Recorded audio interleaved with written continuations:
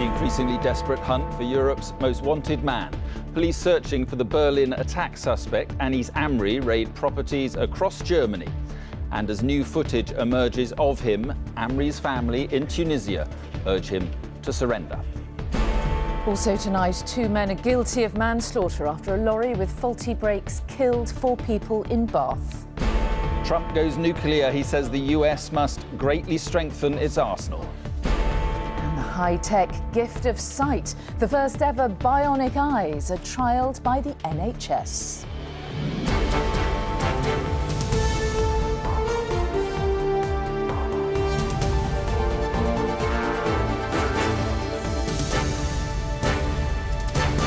This is the ITV Evening News with Mark Austin and Mary Nightingale.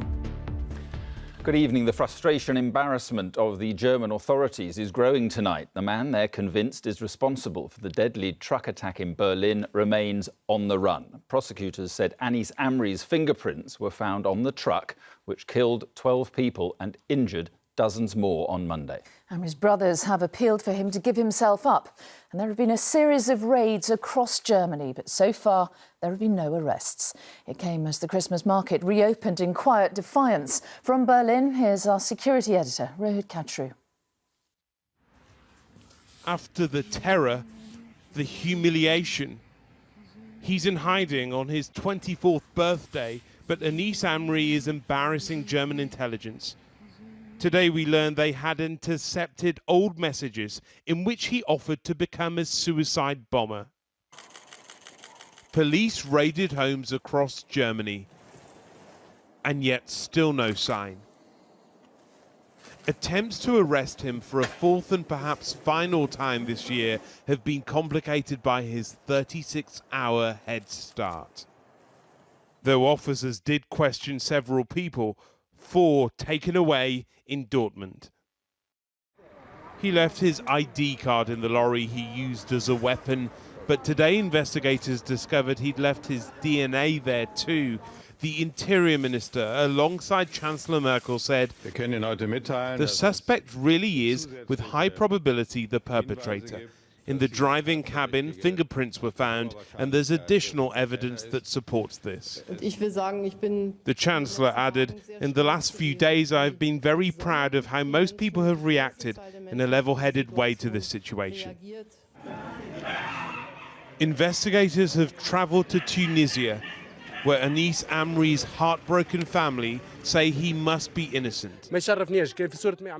If my brother is listening to me, I want to tell him to surrender. Even for our family, we will be relieved. We don't do such things. Everyone knows our reputation here.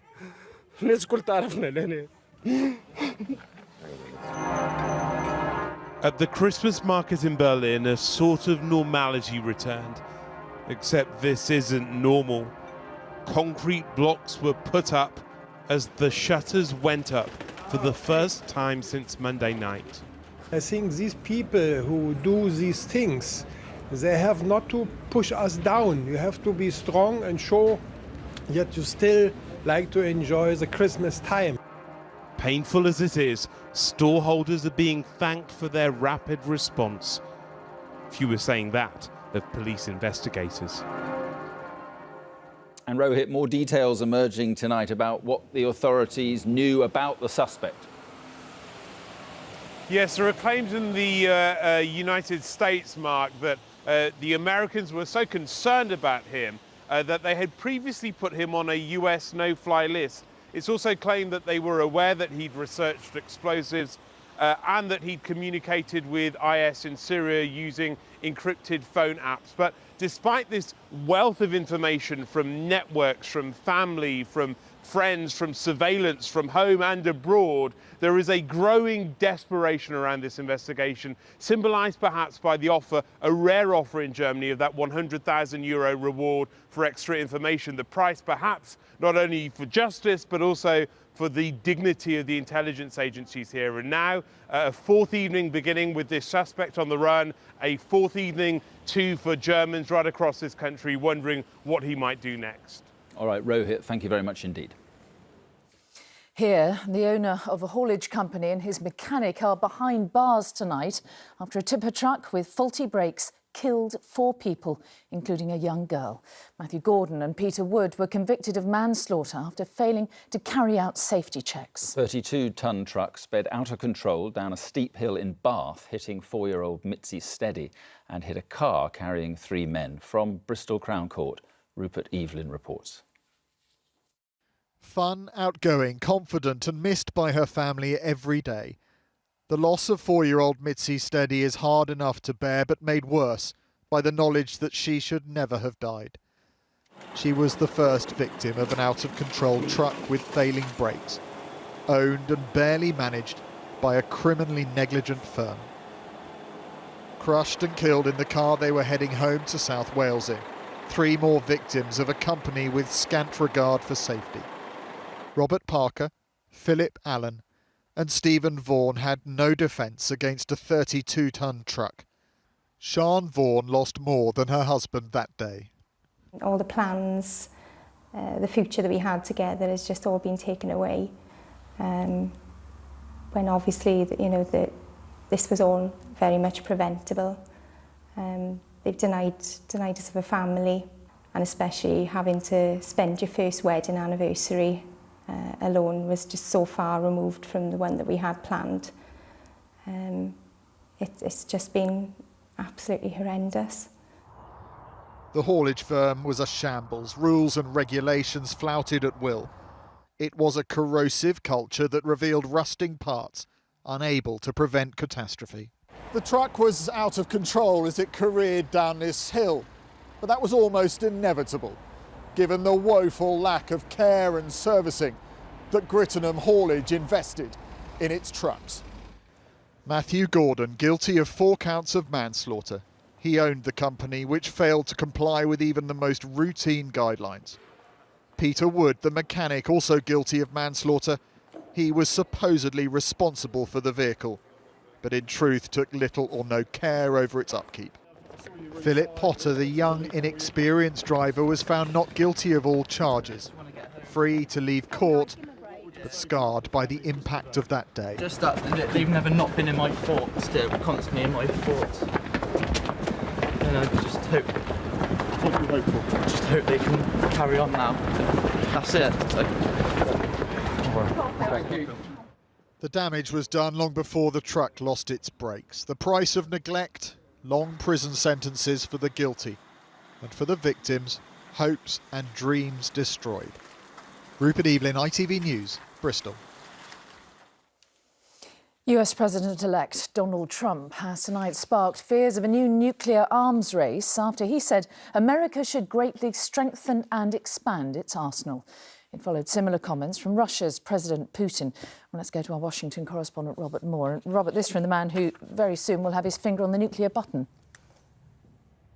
That's right, Mary. In just 28 days, Donald Trump will be president. He will be commander-in-chief. He'll be the man with sole power to launch America's nuclear weapons. Now, normally, articulating American nuclear weapons policy is done with exquisite care after months or years of deliberation and analysis. So the idea that Donald Trump just tweets this out is frankly bizarre.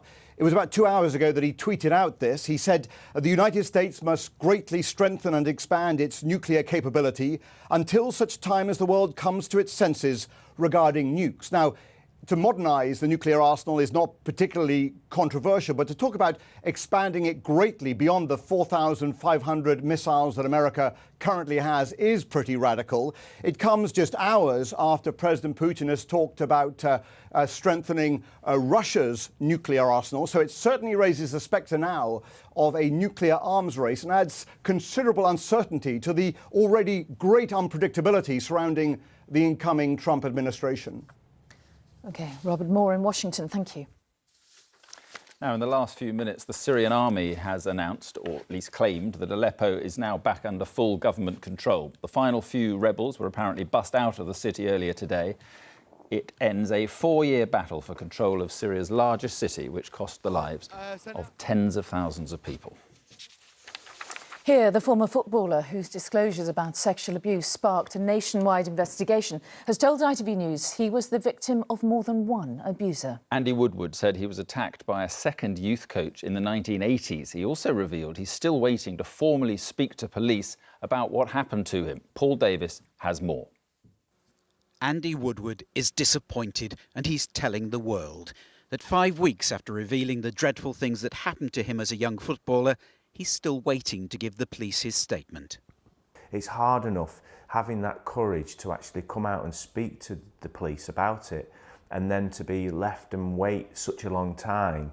It's an agonising process, and when you are a victim of that or a survivor of it, you know what that feels like. I think sometimes, you know, they don't appreciate what that actually feels like.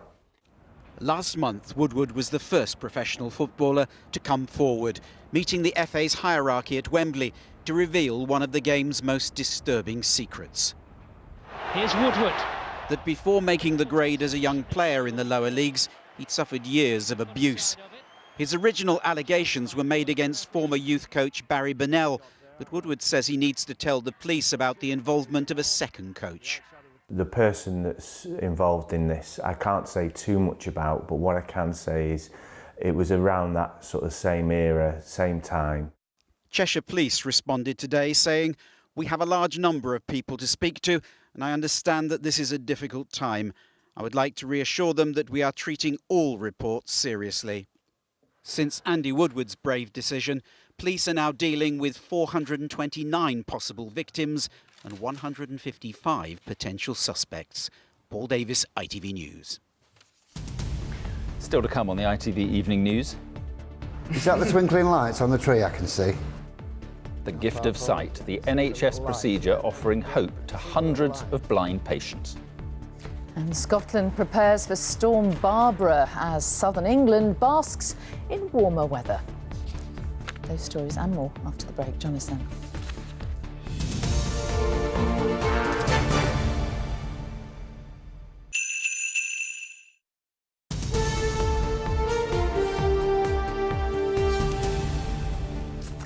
And welcome back. Bionic eyes that can partially restore the sight of the blind are to be funded by the NHS for a handful of patients in England.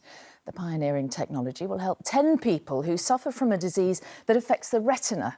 It's hoped that could pave the way for the treatment to enter mainstream medicine in future, as Juliet Bremner explains. After 3 decades, Keith has regained some vision. Is that the twinkling lights on the tree I can see? How far forward is it? I can see the little lights. Yeah, I can see the little lights. With the help of a bionic eye, this former butcher can manage to enjoy some of the experiences the rest of us take for granted.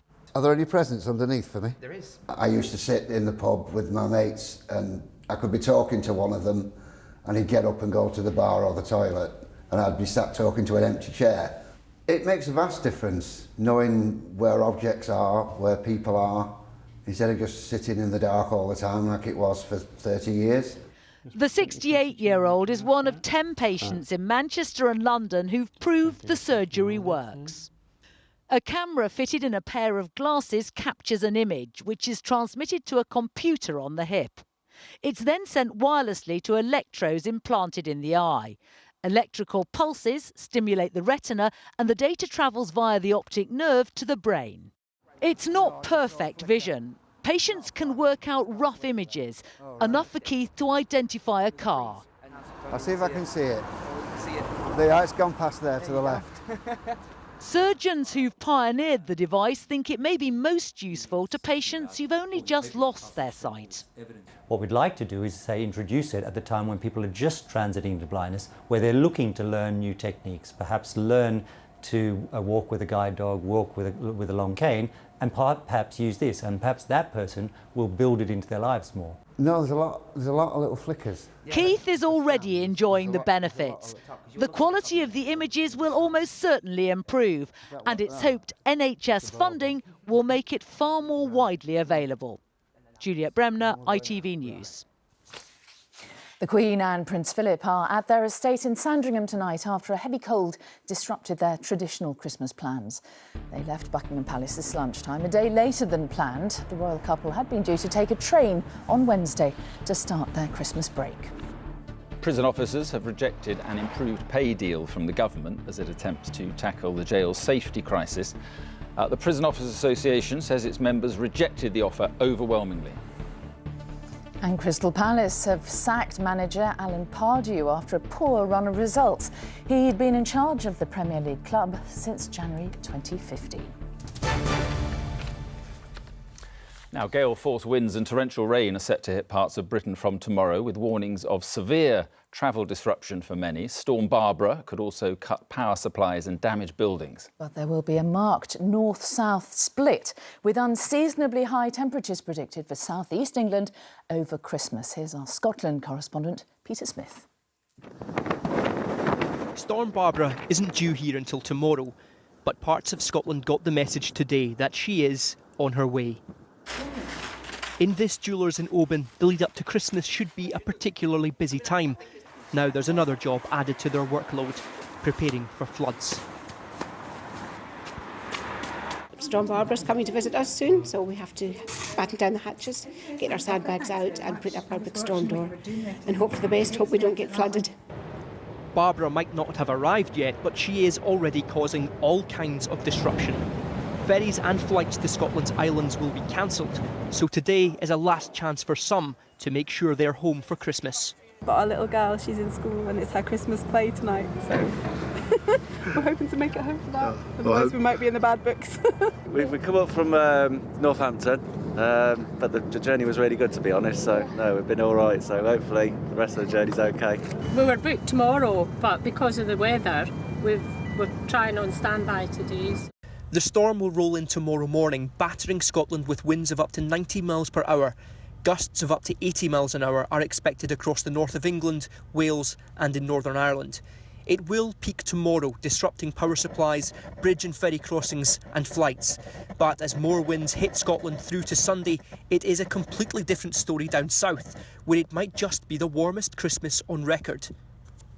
So warm, in fact, there are even plants in Kew Gardens coming into bloom. In gardening terms, it's been really good. So, for example, this week here at Kew, we've been planting lots of trees and shrubs. It's perfect planting weather, and the ground's still warm, so roots are still growing. So if you get your plants out now in the garden, then you'll be ahead of the game in spring. So they will start to root and start to grow. So it's good for gardening. This Christmas in Britain is a tale of two forecasts. But wherever you are in the country, you can forget dreaming of a white Christmas, because it is going to be either warm or very wet and windy. Peter Smith, ITV News, Oban. And finally tonight, a little surprise for the man who's been sitting beside me, or I've been sitting beside him, for a lot of years now. It is Mark's final evening news after an incredible 30 years with ITN. In that time, he's presented more than 2,500 programmes.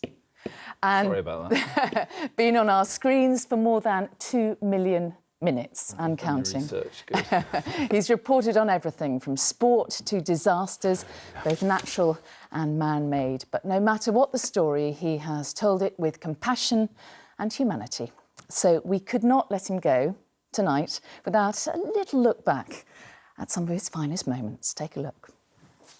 Good evening and welcome to Antarctica, the most remote place on this planet. Good evening. Tonight we're live from Kenya. Good evening from Kathmandu. From Auschwitz in southern Poland. From Tripoli in Libya. Good evening from Haiti. From the Olympic Park. From Washington. From Paris. From Brussels. From Afghanistan. We begin tonight's programme with the most desperate of scenes here in northern Iraq.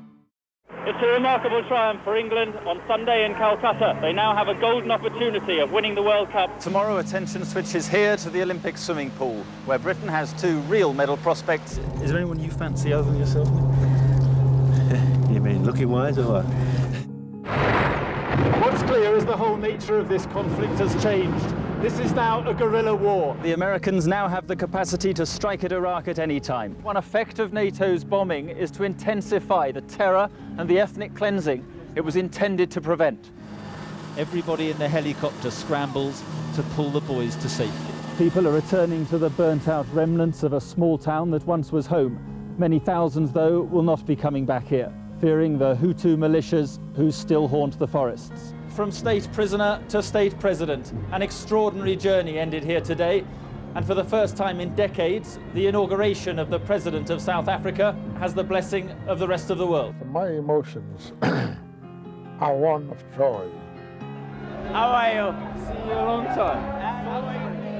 I mean, to the untrained eye, you can see some of these icebergs are melting. You can feel, there we are. I mean, there we are. That gives you an idea of what it's like. Your Royal Highness. How are you doing? Yeah, nice to see you. Thank you very much for doing this. If current trends and statistics are correct, we are looking at no more rhinos, no more elephants. So this big lad will be all right? Yeah, he'll be all right. I can't believe this. Scouts. That's just what I don't need. From everyone here, good night, and tonight of all nights, thank you for watching. Do you know what? I enjoyed every minute of it. Thank you very much indeed for that. Didn't need to do that. And before I leave this chair, I just want to say thank you to you at home for allowing me to be a small part of your lives for the past 30 years or so. It's been a privilege. It seems to me unbiased, accurate news is now more important than ever. And that's what I've tried to bring you. Going forward, I'll definitely see you somewhere soon. Keep an eye out for me, and I will keep an eye out for you. For now, though, thank you, Mary. Good luck with the programme. And to you at home, I wish you well. Have a great Christmas, and especially tonight. Thank you for watching. Bye-bye.